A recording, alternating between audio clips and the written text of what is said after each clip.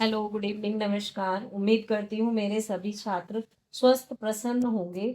अभी हम शुरू करने जा रहे हैं सूर्यकांत त्रिपाठी निराला जी द्वारा रचित उत्साह अट नहीं रही है।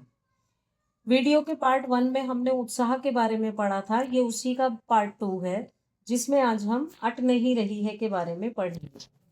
अट नहीं रही है कविता में फागुन की सुंदरता के बारे में बताया गया है। जो फागुन का महीना होता है उसमें चारों तरफ प्राकृतिक सौंदर्य बिखरा होता है, और जब हमारा मन प्रसन्न हो तो ये सौंदर्य और मन में उल्लास भर देता है। तो चलिए शुरू करते हैं। अट नहीं रही है आभा फागुन की, तन सट नहीं रही है। अट का मतलब होता है बेटा समाना, आभा का अर्थ होता है चमक, तो सट का अर्थ भी समाना ही होता है। फागुन महीने की जो सौंदर्य है उसमें डूबे हुए कवि कहते हैं कि जो फागुन का जो सौंदर्य है वो सर्वत्र उल्लास ही उल्लास के रूप में फैला हुआ है। जो प्राकृतिक उन्माद है वो कहीं भी समाता हुआ दिखाई नहीं दे रहा है। फिर कवि कहते हैं, कहीं सांस लेते हो, घर घर भर देते हो, उड़ने को नभ में तुम पर कर देते हो, आंख हटाता हूं तो हट नहीं रही है। अब कवि कहते हैं कि जो पर्यावरण है फागुन का वातावरण है, हे फागुन, तुम जब श्वास लेते हो तो अपनी छोड़ती हुई श्वास से सारा वातावरण सुगंध से चारों तरफ प्रसन्नता से भर देते हो, और पूरे पर्यावरण में तुम्हारे श्वास की महक फूटती है। इतना ही नहीं, जो सुगंध है वो ऐसा लगता है जैसे पर लगाकर आकाश में उड़ रही हो, और जिससे पूरा आकाश सुगंधित हो जाता है।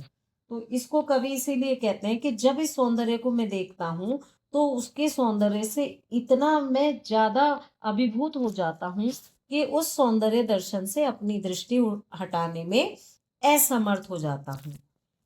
पत्तों से लदी डाल, कहीं हरी कहीं लाल, कहीं पड़ी है उर्मे माल, मंद गंध पुष्प माल, पाट पाट शोभा सिरी पट नहीं रही है। पुष्पमाल यानी फूलों की माला। पाट पाट के बारे में कहा, जगह जगह। शोभा सिरी सुंदरता। पट नहीं रही है यानी समा नहीं रही है। फिर कवि कहते हैं कि मैं वो देख रहे हैं कि जो नए पल्लव हैं, यानी जो शाखाएं हैं नई नई, वो पेड़ों की शाखाएं हरी हरी पत्तियों से लदी हुई हैं। और कुछ पत्तियां जब नई नई आती हैं तो उनका रंग लाल और बहुत कोमल दिखाई पड़ता है। तो वो कह रही है कि कहीं पर हरी पत्तियां लदी हुई हैं और कहीं पर लाल लाल कोमल पत्तियां दिखाई दे रही हैं, जिनको देखकर ऐसा प्रतीत होता है कि जैसे फागुन के हृदय में मंद मंद गंध को बिखेरती हुई फूलों की माला पड़ी हुई है। इस तरह जो सौंदर्य है उससे भरपूर जो फागुन की शोभा है वो जगह जगह इतनी फैल गई है कि वो सुंदरता कहीं भी समा नहीं पा रही है।